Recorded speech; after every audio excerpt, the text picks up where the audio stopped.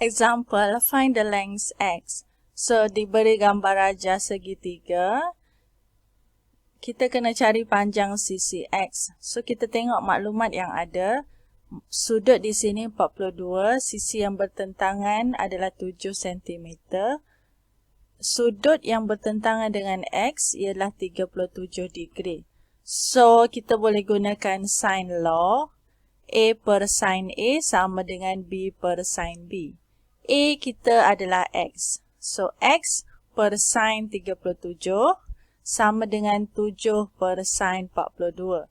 Kemudian kita boleh selesaikan dan jawapan akhirnya ialah 6.3 cm.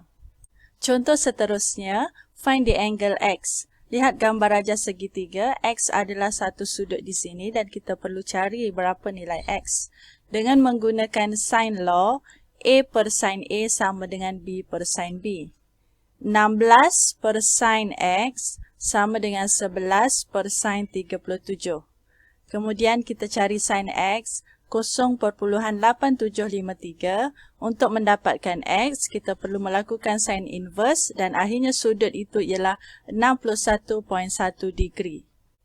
Contoh, find the length X. X adalah panjang sisi yang bertentangan dengan sudut 58 darjah. Katakan kita gunakan sin law dulu, iaitu X per sin 58 sama dengan, contohnya kita ambil 5.2 per, kita tak tahu sudut di sini kan. Jadi kita tak boleh guna sin law. Jadi kita gunakan cosine law. A square sama dengan B square tambah C square tolak 2BC cos A. A ni adalah panjang sisi yang kita nak cari iaitu X. Sama dengan panjang sisi yang berlainan 5.2 kuasa 2 tambah 4.5 kuasa 2 tolak 2 darab 2 sisi ini. Kemudian darab dengan cos 58 degree. Dan akhirnya kita boleh dapat 22.49. Jawapan ini merujuk kepada x square. Kita nakkan x sahaja. Jadi kita perlu punca kuasa 2 bagi 22.49 iaitu sama dengan 4.74. Dan unitnya ialah meter sebab kita konsisten dengan unit yang diberi dalam soalan. Contoh seterusnya, find the angle x. Dalam segitiga ini, 3 sisi dah diberi, 9, 12, 11. Jadi kita perlu cari sudut x ni berapa. Jika kita guna sin law, iaitu A per sin A sama dengan B per sin B.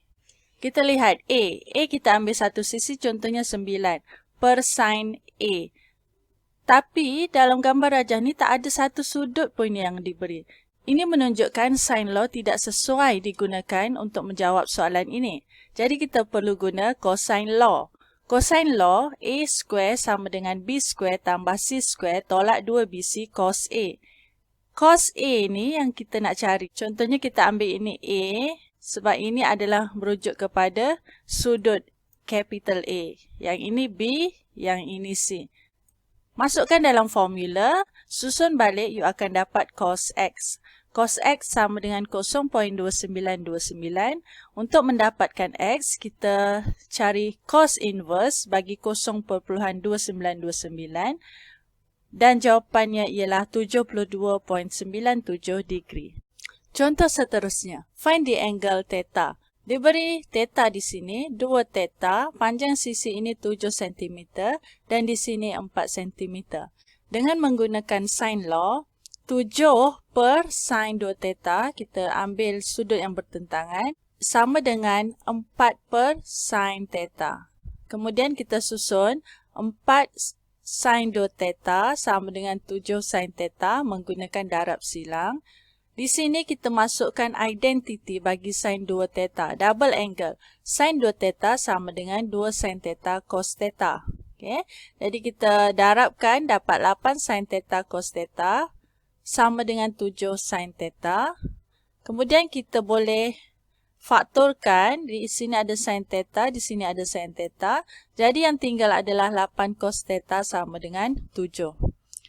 cos theta sama dengan 7/8. Untuk mendapatkan theta, kita cari cos inverse bagi 7/8 bersamaan 28.95 degree. Example, Joa is standing 100 meters from her friend Rachel. Okay, bila kita baca soalan berbentuk ayat, kita perlu terus lukis supaya kita lebih faham kehendak soalan. Lukiskan Joa. Katakan di sini Joa, dia berada 100 meter dari Rachel. So, ada dua orang di sini, Joa dan Rachel. Jarak antara mereka ialah 100 meter.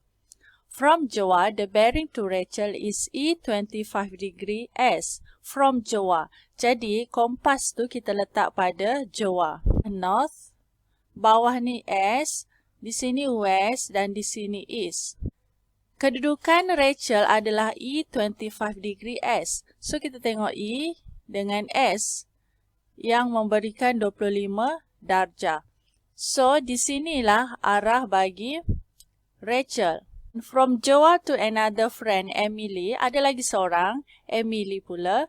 Bearing dia ialah S30 degree E. Jadi kita letak kompas pada Joa, kita lihat S di sini, S dan E, kemudian ambil sudut sebanyak 30 darjah. Jadi inilah kedudukan Emily.